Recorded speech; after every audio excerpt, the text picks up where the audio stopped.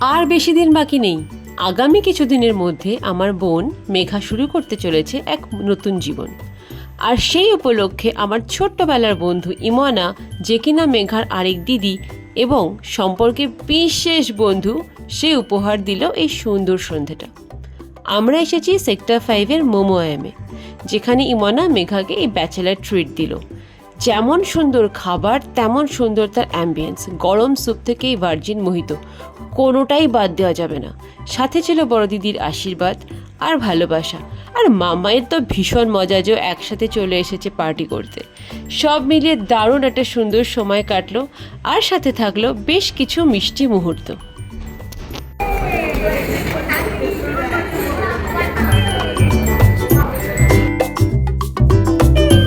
तो प्यार कैसे कर